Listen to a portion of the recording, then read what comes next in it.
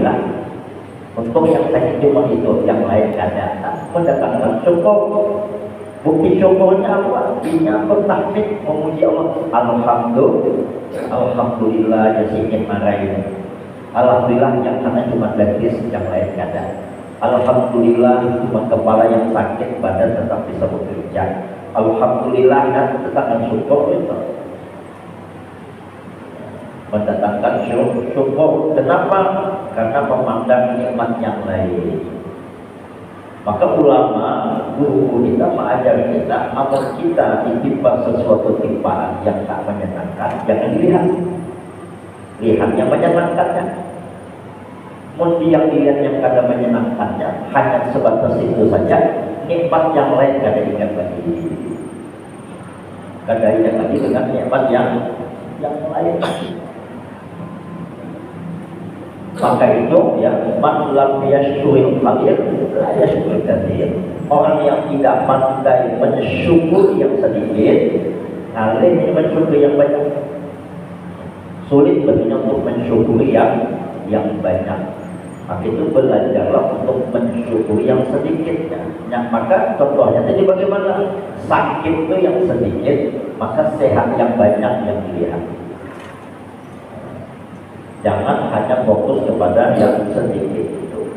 Maka dari itu memang yang namanya sakit atau penyakit ya, itu walaupun sedikit dipandang oleh orang itu sudah cukup banyak, terasa banyaknya.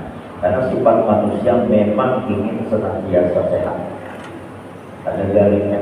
Tapi bagi orang yang memahami hakikat sakit, sebagaimana Abu Bakar As-Siddiq radhiyallahu ta'ala anhu, beliau pernah dijelaskan dalam satu riwayat, semingguan atau sepekan itu ada sakit, gelisah beliau, susah hati beliau.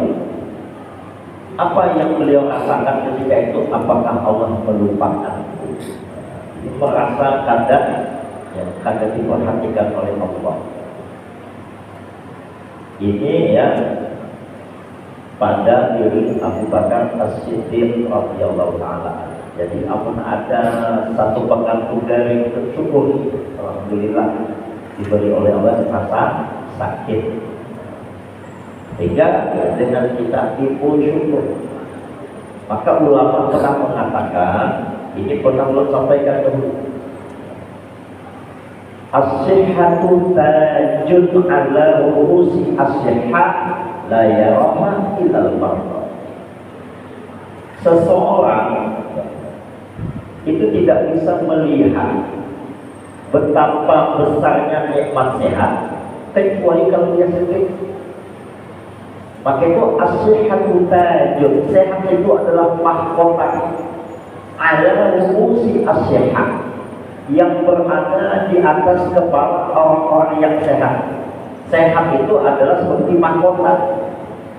Layarlah kada melihat mahkota itu mahal, hebat dan sebagainya, illa marad, kecuali orang yang sakit. Artinya apa?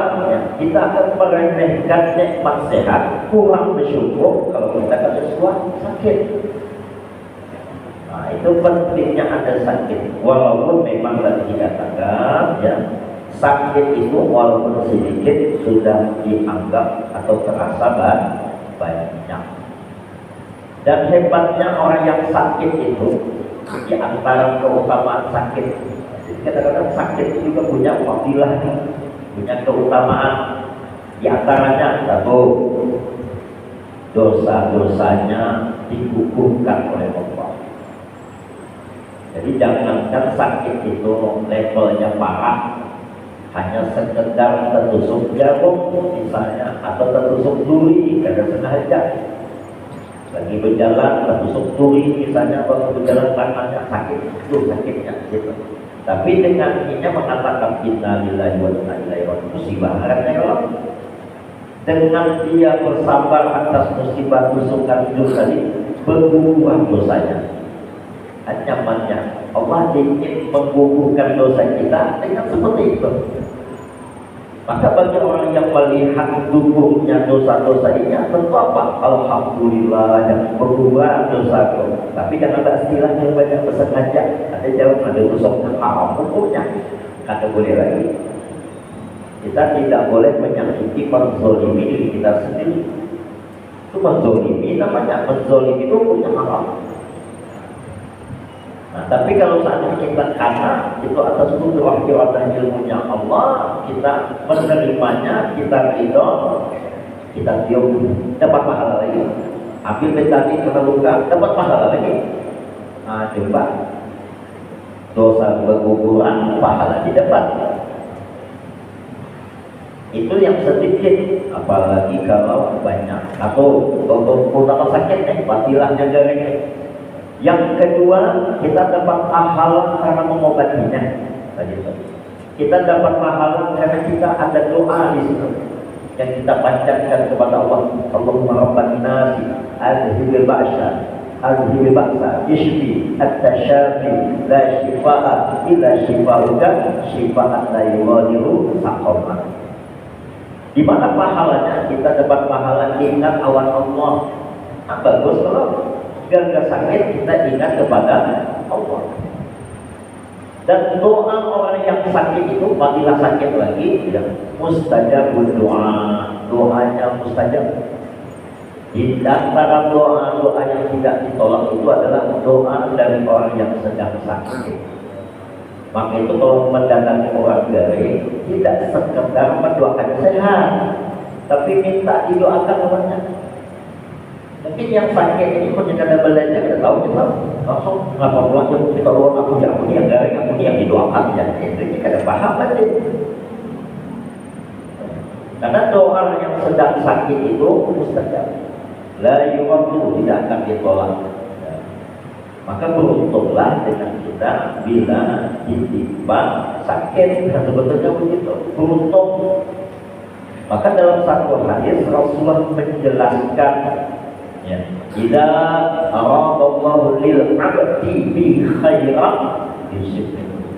Kalau seandainya Allah menginginkan kebaikan untuk seorang hamba, Allah timpakan baginya musibah. Dapat musibah jadi baik. Wallahu a'lam bishawab. Itu yang pertama. Yang kedua, hal yang sedikit saja terjadi sudah dihitung banyak, yaitu adalah fakir. Fakir ini pula, Bapak dan Ibu yang berbahagia, artinya adalah bersangatan hajatnya. Jadi fakir itu ada bersangatan hajatnya. Kalau di dalam bab fikih, fakir itu adalah orang yang tidak punya apa-apa. Itu fakir. Amun miskin, beda lagi. Miskin itu punya, tapi tidak dikepung. Ini bagi yang ambil zakat, wajib paham dong. Yang diantara orang jadi si mobil, yang ada termasuk asnaf, yang misalnya ambil ada, mu'alaf ada. Tapi dimasukkan di miskin, padahal di si mobil. Atau minimal misalnya punya sepeda motor, makan 3 kali sehari, ya. Anaknya semua sekolah, rumahnya lumayan, cuma gara-gara pekerjaannya yang dilihat itu rendah, belum tentu penghasilan sedikit. Contoh, itu kada banyak batin, tidak berniat merendahkan kadang. Tapi banyak orang memandang kurir yang tukang antar, tukang jemput itu, antar makanan, antar makanan kita. Bahaya, kasihan ini orang miskin. Mana ada banyak yang mereka per bulannya dapat 15 juta sebulan. Kurir itu aja 15 juta penghasilannya sebulan. Yang banyak orderannya hari yang berdapat, jangan salah. Nyalangkan saudaranya. Ini kisah dari ada anak murid ulun yang gawinya kuring, macam dapat itu. Nah, coba alahan daripada pegawai negeri 17 juta, 18 juta. Maka mereka dapatnya itu bersih itu neto, karena dapat itu kan ada lagi bayaran. Ini kan ada bayaran, ada bayar pajak lah. Ya, ini maksudnya. Lalu dengan kita langsung memandangnya miskin, berikan zakat. Jangan. Juga yang menjadi murid yang nyari duit, itu habis dulu untuk saya jangan habis kalau kita berdapat. Jangan dua. Kalau kita kada berhak mendapat, jangan mengibai menyenangkan. Mengambil yang bukan haknya, tanggung jawab di akhiratnya. Ada hak kita. Nah, itu contoh. Sama pernah kejadian ini. Janda dapat zakat. Mana ada asnaf janda itu adalah Quran itu adalah janda masuk asnaf. Amun punya miskin berarti miskinnya, amun dipari dimakirnya, amun sini berhutang itu lain lagi dibaliknya. Amun dia masuk Islam muharramnya bukan jandanya. Amun dia termasuk panitia yang amil sebagai amil berarti amilnya. Amuninya di kehabisan bekal di pintu sambilnya, amuninya sebagai mujahidah berarti di sabilillahnya, bukan ijazahnya. Ini contoh aja. Kadang-kadang apa yang kesian dia, apalagi memberikan zakat ke anak yatim, jelas-jelas salah. Jadi ini mohon maaf Bapak Ibu yang berbahagia, sedikit aja kita berarti kesalahan tadi sama yang kami kita bahas masalah fakir. Kan fakir harus asnaf yang menerima fakir miskin ya loh. Tapi yang paham sih itu juga miskin itu juga fakir sama tadi. Ada pulau bertemu senang seseorang dari mana Pak Haji ya loh.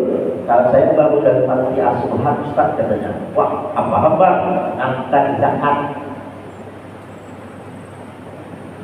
Jadi ulun tahu karena pernah ceramah di panti asuhan itu tidak semuanya mereka itu termasuk yang mustahil. Ada anak-anak kecil, anak yatim piatu di panti asuhan itu diberi bawah zakat, ada zakatnya. Karena ada termasuk asnaf anak yatim masuklah. Anak yatim piatu ada termasuk di asnaf berlakukan itu yang kurang mustahil menerima zakat. Kata termasuk yang 8 ini contoh. Jadi kira-kira bagaimana zakatnya nanti ada sah, zakatnya masihnya wajib mengeluarkan zakat. Itulah pentingnya bagi ilmu itu dengan beramal dengan ilmu. Nah, itu contoh. Ini kisah nyata, awas artinya sudah lama kisah yang ulun sampaikan. Tapi boleh berbagi. Tapi karena sambil lewat tak sempat menjelaskan, ulun jelaskan di ceramah di pengajian dan tidak bermaksud untuk menyinggung tapi membenarkan yang kurang benar. Namun salah kan kita jangan anggap ini benar, kita harus perbaiki. Wallahu a'lam bishawab. Nah, fakir itu walaupun kelihatannya sesuatu orang itu tidak punya sama sekali cuma sebentar misalnya, itu susah. Kita misalnya ada orang Bapak Ibunya, ada orang rumahnya lewat berisi kendaraan, mohon maaf kendaraan mobil, tapi datang hendak meminjam duit. Kenapa? Karena kendaraan lewat tapi berisi duit. Hendak dijual mobil kada semudah menjual baras Pak, menjual hidro bisa kita menjual emas, ya, sehingga tidak punya uang. Akhirnya makhluk apalagi urusan makan sampai dia ya, mungkin kalau bisa dijual, kalau emas mudah dijual, yakin dah. Betul tidak? Kalau emas hanya dijual, tapi kalau rumah ada punya rumah mewah, pasnya jadi mau kayaknya 1.000 naira tinggalnya, ada lagi duit. Bisi mobil, rumahnya kenal. Ini kisah nyata juga kan, tak punya uang. dan dia tidak punya, cuma itu saja. Ini sudah memang hitungannya kayak parkir kira. Jauhnya kan ada orang yang memang pas lagi bangkrut, usahanya habis, rumahnya ada tapi belum laku, kan mau dijual. Kalau zaman sekarang ini Mas Kunto masih ada apa namanya, kalau kita datang ke pegadaian dulu waktu yang belum bisa lama sudah kan ada pikir ada pegadaian itu.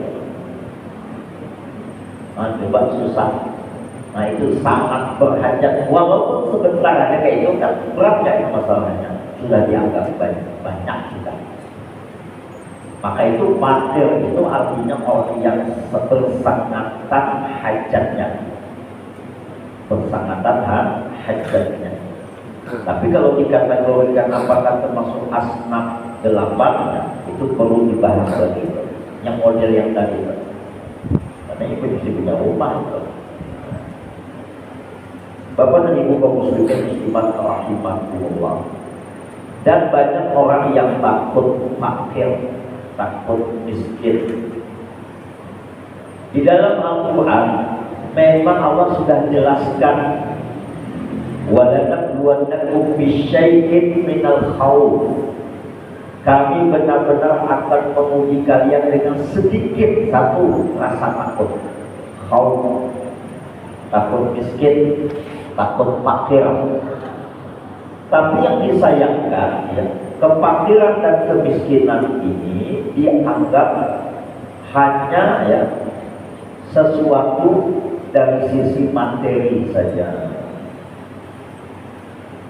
Fakir itu dan orang banyak hanya takut fakir dari sisi harta, tapi ada takutan fakir ilmu, ada takutan fakir amal. Fakir amal itu kayak apa? Karena dari sisi amalan adalah fakir amalan banyak. Orang tidak punya amal, kosong sama sekali. Ilmunya, ada ilmunya, tapi ada takutan. Padahal dengan kita ya diperintahkan untuk menuntut ilmu, wajib hukumnya kata kawan kata kita wajib punya ilmu, terutama 3 ilmu yang wajib itu kata kawan kata. Apapun ada dengan kita tidak memilikinya, kata menuntutnya berdosa. Yang pertama adalah ilmu tauhid, yang kedua ilmu fikih, yang ketiga ilmu akhlak atau tasawuf, yang mengkaji tentang bab iman dan ihsan. Nah itu wajib kita miliki. Kada boleh kada bisi. Kenapa? Bahaya hidup kita. Amal ibadah kita kadang yang diterimanya. Kenapa? La tasyahul ibadah illa bima'rifatil ma'bud. Ada sah ibadah kita kalau kita mengenal siapa yang kita ibadahi. Itu adanya di dalam tauhid. Supaya amal ibadah kita itu benar, sah, dan supaya qabul, maka wajib punya ilmu fikihnya. Karena di dalam fikih itu ada syarat-syaratnya, rukun-rukunnya, supaya sah. Contohnya di dalam sholat, sahlah kita sholat ada melakukan taharah, ada sah. La sholat liman la taharah, ada sah. Sholat seseorang yang ada suci sebelumnya. La sholat bilail kuhur, tidak sah sholat seseorang yang tidak melalui proses bersuci sebelumnya. Ada sah. Maka ya wajib tahu tentang kaifiat tata cara yang harus dilakukannya untuk sahnya sholatnya. Itu diantaranya. Maka fakir yang itu tuh yang tidak boleh, itu harus kita sugihkan kita. Ya, harus paham tentang itu. Nah, demikian juga tentang bab iman, ihsan. Maka kita perlu mengkajinya dengan ilmu akhlak, ilmu tasawuf. Ada yang bertanya, Ustaz, ya, kenapa belajar tasawuf itu, ya, iman itu, rukun iman itu dengan ilmu akhlak? Karena ujar Nabi dalam sebuah hadis, akmalul mu'minina imanan ahsanuhum khuluqan. Orang yang paling sempurna imannya, ujar Nabi dalam satu hadis, orang yang paling sempurna imannya itu adalah ahsanuhum khuluqan, orang yang paling baik akhlaknya, budi pekertinya. Maka itu anak bagus bab iman tadi, ilmunya namanya ilmu akhlak, ilmu tasawuf. Tasawuf itu artinya tasawuf mensucikan, memurnikan ibadah kita. Salah satu contoh bapak dan ibu-ibu yang berbahagia, dengan kita sholat saja. Ini kan lagi musimnya Isra Mi'raj, peringatan Isra Mi'raj. Banyak penjelasan di bab fikih dalam masalah fikih sholat. Tahu kita sejarahnya gitu. Dalam sholat contohnya, kita nyatakan di dalam lafaz niat kita ya kalimat lillahi ta'ala. Di dalam bab niat, bab fikih lillahi ta'ala itu ya, ketika kita berniat kan termasuk rukun. Tidak termasuk rukun. Lillahi ta'ala ada termasuk rukun. Contohnya dengan kita sholat usolli fardhu subhi, Allahu Akbar, sahlah. Dalam hati kita jadi itu aja, sengaja aku sholat fardu subuh. Sudah selesai lah pokoknya. Selesai dah. Rukun dalam niat itu kan 3. Ada qasad, ada ta'yin, ada ta'awun. Qasadnya itu aku sengaja aku, bahasa Arabnya usolli, sengaja aku sholat usolli. Itu ya qasad. Takyinnya sembahyang apa? Subuh. Kemudian sunnah kan fardu. Kalau sunnah cukup sudah. Subuh aja. Usolli sholat subhi. Sholat sunat subuh sah. Tapi kalau punya sholat fardu harus ada taruhnya. Fardhan lillahi ta'ala. Fardhannya lillahi ta'alanya ya, itu kalau kita nyatakan dalam hati kita sunnahnya. Tetapi gawiannya pekerjaan sholatnya kagak boleh, kagak harus lillahi ta'ala. Tapi gawiannya, pekerjaannya harus lillahi ta'ala. Kalau bukan karena lillahi ta'ala, ada tanya lagi, ada orang sembahyang kata pakai lillahinya, kata lillahi ta'ala, sah apa kada? Sah. Tapi ada diterima Allah. Usolli fardhu subhi raka'ataini mustaqbilal qiblati misalnya. Ada dimuntoknya lillahi ta'ala, gawiannya pada lillahi ta'ala, sah apa kada? Sah. Karena kada berurusan dengan hukum sholat lillahi ta'ala termasuk hukum lah. Kada bagi sah, cuma kada diterima oleh Allah. Kenapa tidak diterima oleh Allah? Karena ini menggawi sholat bukan untuk Allah. Ini kada menuju untuk Allah. Dia menuju yang lain, berarti kita sampai kepada Allah. Kenapa? Alamatnya lain. Contohnya, dia sembahyang karena mimpi Tuhan. Mimpi Tuhannya kada ada kau di rumah kita sembahyang. Tapi karena mimpi Tuhannya ada, sembahyang. Maka Allah bersolat subuh, khusyuk kelihatannya, ada Tuhan di rumah. Supaya dianggap minangku yang soleh. Berarti kan bukan lillahi ta'ala, limit Tuhan. Cuma kada disabar. Tapi gawiannya limit Tuhan. Itu caranya ri'a an-nas. Orang yang sholat model ini dalam Al-Quran, wawailul lil musallin alladzina hum an sholatihim sahun alladzina hum yura'un. Riya wa yamna'un al-ma'ruf. Sah sholat, Pakai setiap orang berpuasa, orang sholat, orang haji bisa saja sah, tapi sah tidak menentukan diterima. Tapi kalau orang sholatnya diterima, berarti sah.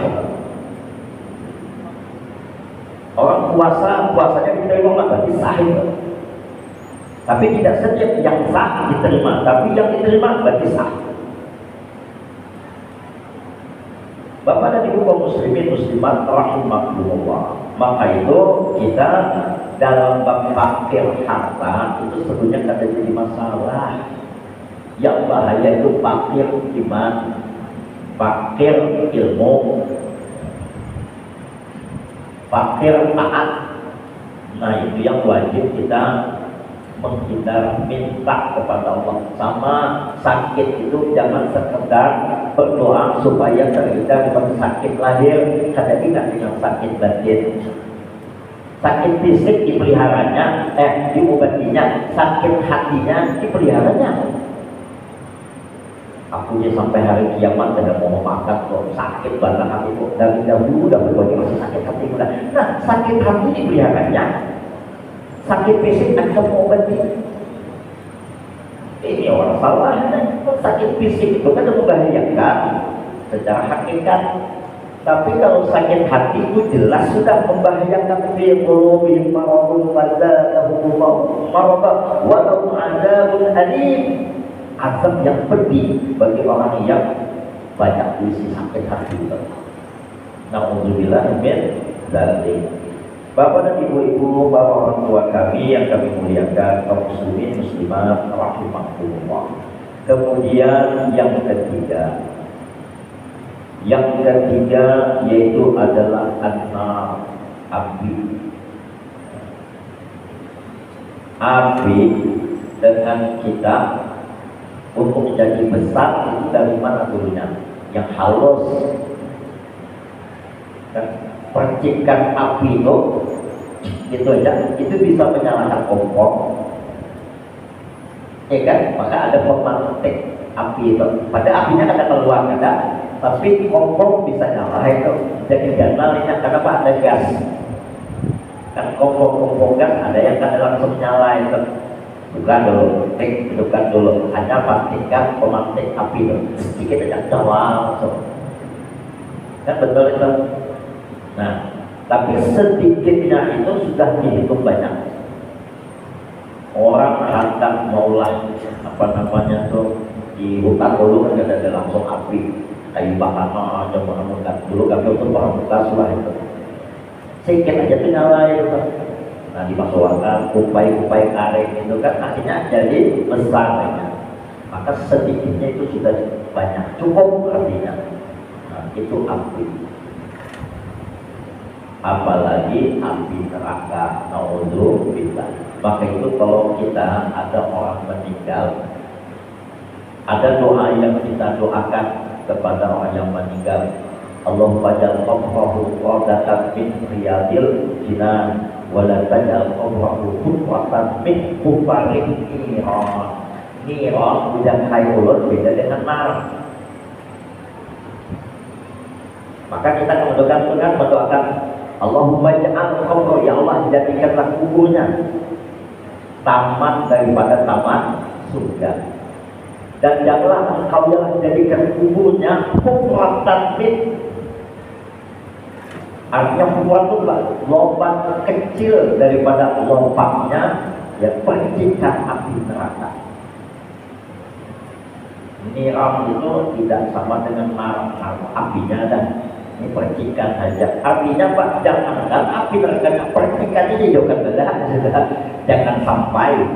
Kenapa? Panasnya itu baru pakai istilahnya apa, lubang aja tuh, lubang terbuka di kubur itu, mau bilang kayak apa? Apalagi aku di situ memang apinya menyala. Naudzubillah min dzalik. Maka itu ya kufatan min kufarin niran. Walaupun ada dua orang yang Allahumma taj'al qabrahu kufatan min kufarin nar. Aku ayo kada tahu lah kalau kada pakai yang itu. Niron ya jangan, apalagi nar. Sudah karena sedikitnya itu sudah banyak.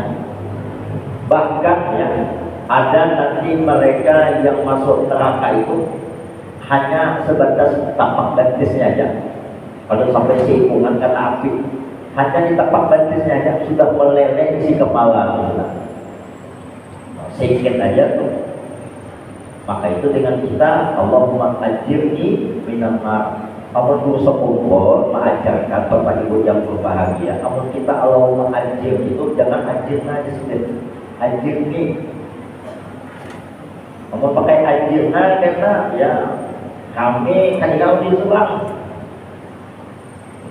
kita dulu aku sapung dulu bahwa ahlikum ajirni Allah ajirni Allah ajirni kita mau jadi imam gak jadi imam Allah ajirni supaya kalau kita ingat diri kita dulu jangan sampai masuk neraka terus sibuk tidak jaga orang jangan masuk neraka awal diri semua teringat apalagi mengatakan tak apa-apalah saya masuk neraka dan bagi keluarga saya tidak itu jahil neraka kata paham ayat itu aku sapung baru ahliku nara diri kita dulu yang perhatikan. Maka itu kita kalau di pesawat kan diingatkan oleh pramugari gitu. Waktu kita ada oksigen bermasalah ya kan yang harus diselamatkan yang tak bayi yang kita dulu pakai dulu oksigen untuk kita hanya pasangkan ke bayi kita pakai dulu kita pengamat hanya berikan kepada keluarga kita kita dulu yang diselamatkan. Nah, coba di pesawat aja kita yang diselamatkan diri kita dulu, jangan pikirkan orang, jangan terbalik, kita pikirkan orang, tapi diri sendiri kan dilihat. Anfusakum wa ahlikum. Yang keempat yaitu adalah rasa permusuhan. Bapak-bapak dan ibu-ibu yang berbahagia, kaum muslimin wal muslimat rahimakumullah. Al-adawah, permusuhan ini diingatkan kepada kita hati-hati di dalam permusuhan. Ada satu hadis ini tentang nisfu Sya'ban. Malam nisfu Sya'ban itu salah satu malam mustajab. Allah memberikan kesempatan kepada hamba-hambanya yang beriman. Barang siapa yang berdoa Allah kabulkan. Barang siapa yang meminta ampun atas dosa-dosanya Allah terima taubatnya kecuali tiga dalam hadis dari Imam Ali bin Abi Thalib. Yang pertama orang yang uququl walidain, orang yang durhaka kepada orang tuanya akan bertaubat. Yang kedua yaitu adalah orang yang bermusuhan. Satu musuh sudah banyak, 1000 kawan itu masih sedikit. Nah, alhamdulillah. Kan faktor bermusuhan. Yang ketiga orang yang sedang meminum khamar. Bukan ada diterima doanya. Kecualinya taubatan nasuha. Demikianlah yang dapat ulun sampaikan pada pertemuan kali ini. Insyaallah kita lanjutkan pada pertemuan yang akan datang. Boleh minta ampun, minta ridho, minta halal, kita ada dengan kafaratul majlis. Bismillahirrahmanirrahim. Subhanakallahumma wa bihamdika asyhadu an la ilaha illa anta astaghfiruka wa atubu ilaik. Walhamdulillahirabbil alamin. Wassalamualaikum warahmatullahi wabarakatuh.